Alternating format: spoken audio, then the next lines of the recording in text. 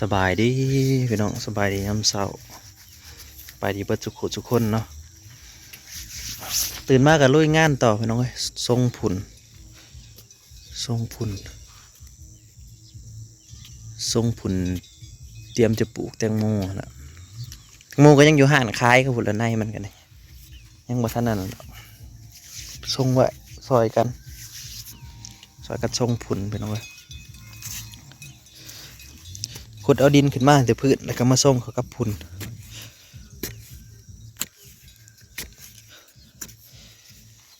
ลองเบิ้งพี่น้องหาประสบการณ์ใหม่ๆปลูกแตงโมบัวลายเราไม่ต้องปลูกบ่ได้ปลูกลายปลูก200กว่าคุ้มมึงมันหอดเป็นพันเป็นอย่างปลูก200กว่าหาประสบการณ์เลยว่าจะเอาพันธุ์ได้มาปลูกกับจังหวัดธันวาไปเบิ่งคนนี้ได้พันธุ์ที่มันแข็งแรงนะทนต่อกับโรคเป็นทนต่อกับเพี้ยกับยังไงนะอาจจะมีอยู่หรอกมันบ่ทันแล้วยังนั่นไปเอารถเข็นมาไปคนหนึ่งไปเอารถเข็นไป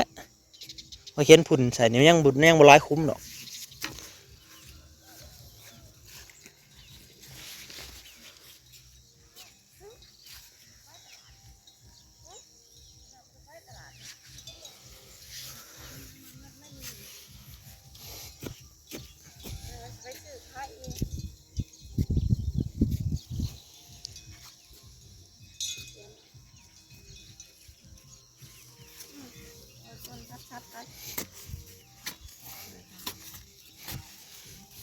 ขยายออกแล้วคุมทีใหญ่ๆแล้ว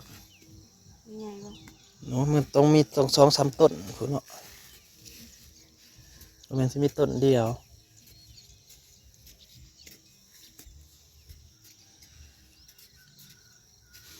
วันน้าวันใดวันนี้เป็นน้ำออกได้ลงแหงคือเมื่อวานในจนน้ำออกควันวันนี้โมแห้งมัน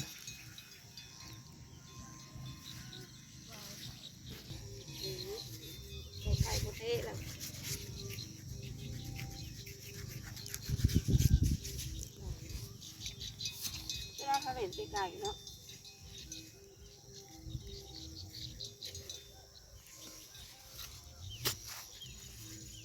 ยังเสียงกระเจ้ายังติอยู่เนาะนะงานบุญยังตึงอยู่เฮือนเสียแล้ว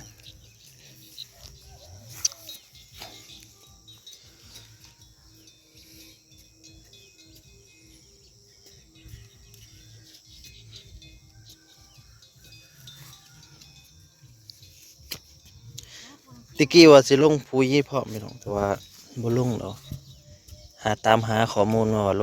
ลงปุ๋ยเลยพร้อมกันกับพุ่นนั้นยันมันบ่จะออกกันได้นี่เนาะแต่ว่าจะให้มันออกซะก่อนยังใส่ปุ๋ยหมักโม่ก็เป็นพืชหนึ่งที่แบบว่ามันบ่ค่อยอันปันใดได้มันย่านลมไปเนาะถ้าลมแห้งลมแห้งแล้วมันกูดเขาโลดบ่งามแต่มันหมักน้ำหมอกแต่ว่าเงียบทั้งนั้นเลยนะหมอกลงนะโอ้ยใหญ่ไว้แบบโม่10 กว่ามือมันก็ล่ามเครือพักเหงาแล้วแล้วยาปลูกของโม่กับประมาณ60-70 มื้อประมาณนี้แหละบักโม่ระยะสั้นเท่าไหร่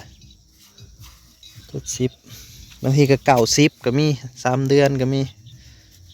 แต่ว่าส่วนหลายเพิ่นจะปลูกประมาณ60-70 มื้อ10-70 วันนี่แหละประมาณนี้แหละ2 เดือนปลายระยะสั้น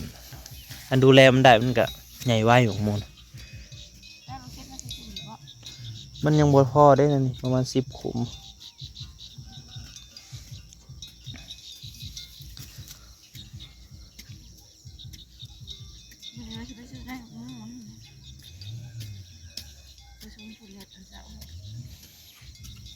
ในเมืองซื้อนะแตงโมจะไปเลือกกระพันได้แหละไปเบิ่งกับไปเอาพันใดเบิ่งเขาว่าอยากได้พันใหญ่ๆพุ้ยกันยังพันเบิ่งแต่ว่าเขาใส่สูตร15อยู่แล้วพุ้ยนะสูตร15กระสอบพันปลายพุ้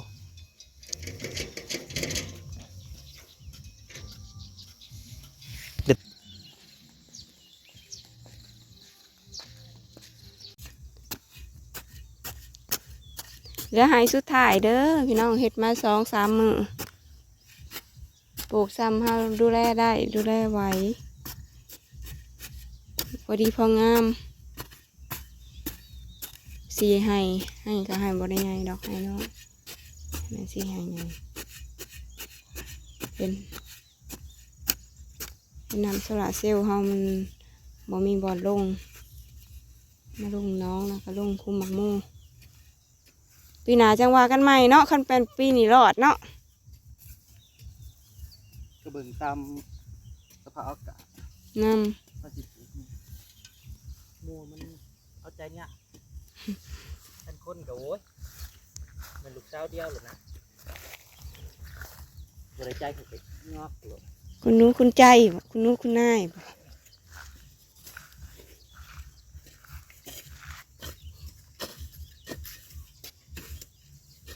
เรามีมือสีจ้าให้ดอกนะครับโอ้มือสีจ้าเลย ไทยซะถ้าบ่ไปหน่อยแม่นบ่เลยไปหน่อยใช่ว่าดอกกระเจียวที่มันหมักออกหลายๆนะจะนอนมันก็ออกได้เดือน 3 เดือน 4ดอกกระเจียวเฮาบ่ทันได้ไปเสียหญ้าอีกนะดอกกระเจียวนะ เดี๋ยวมันยังมันตายก่อนนี่คือเป็นตุกใหม่เขาจะขึ้นใหม่ บ่แล้วมันอันนั้นเด้เฮาก็เสียออก เสียมันก็ตายไปเลยเนี่ยนะมันเกิดนั่นก็เกิดน้ อย่าแข็งแน่ให้นี่ไม่ค่อยงามเด้เขาก็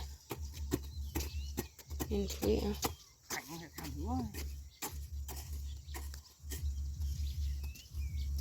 ผู้ลงเลิกได้เล็กน้อยผู้เลิกมีหักผู้เดินได้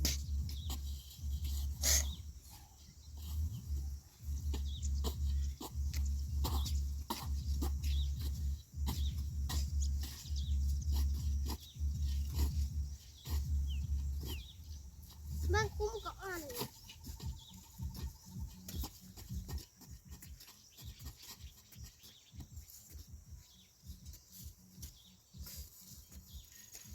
ตัวผสมแล้วเป็นนั้นผสมแล้ว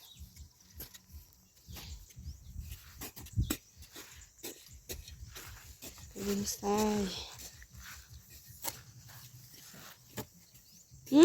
ก็เสียงตื่นมาหันหน่อยตื่นแล้ววะ ตื่นมาจากนอนตะเวน ได้สิไปเบิ่งอยู่ เราจะเป็นสี ตื่นในตอนเช้าอันนั้นน่ะขอยบ่สนใจแล้วเพิ่นก็รับต่อเบิ่งน้ำแหน่มันน่ะ ถ้า จะ รับ ให้เพิ่นนอนเด้เลยแกล้งทำเป็นซื่อๆรักเพิ่นจะนอนนะ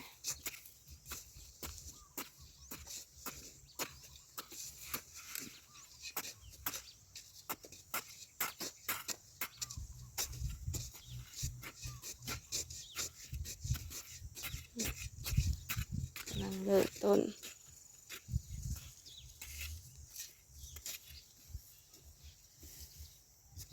กำลังเริ่มลงมือเฮ็ด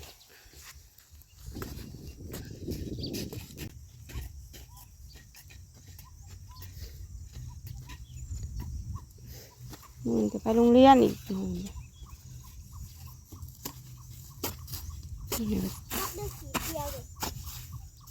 จ้าไว้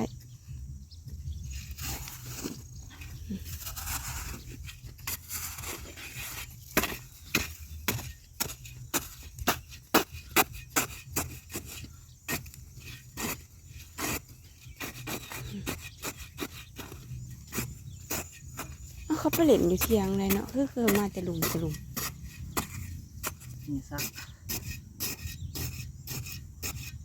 ตัวเทียบกระทอง ครบจบทั้งนี้นะซาเป็นอะไรได้อะซา เรียบร้อยปุ๊บ โอ้ใครวะ ว่าตุ๊กว่า มันบ่มีลมของคอที่เพิ่นบอก ว่าผมทำตก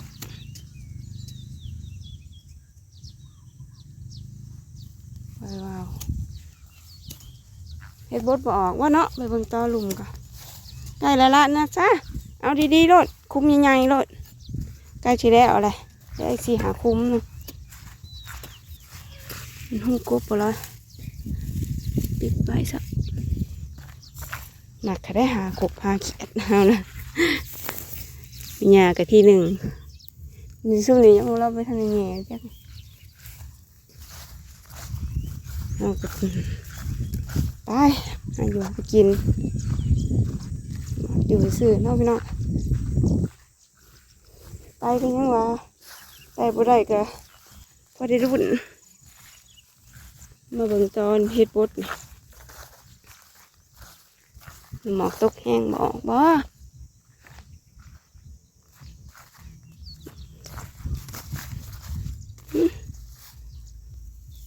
ไม่ออกไม่ออก ตอนนี้ช่วงโลกาช่วงดำหน้าโอ้ยออก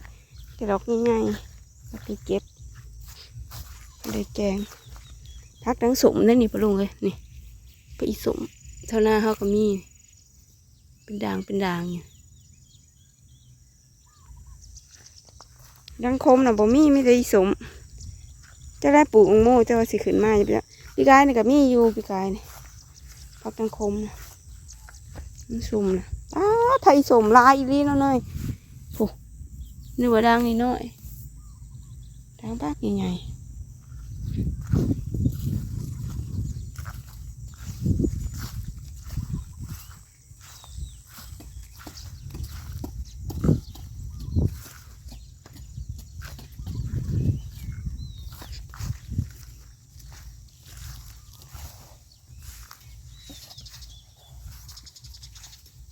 ออกงานตอนเช้า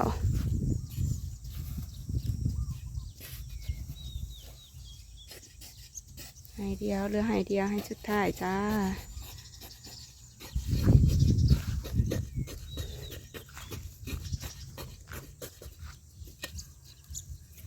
ทิศหน้าจังไปตลาดกันเอามาใส่อีกในรถเข็นนะคะฝุ่นกันยังมีอยู่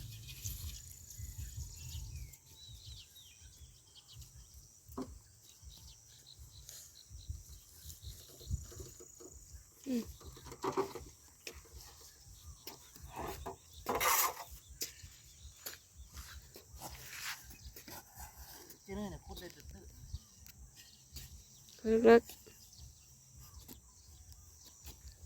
ที่แล้วเสียคุมพอกันคลิปหนาเด้อน้องเด้อมาเบิ่งกันเนาะ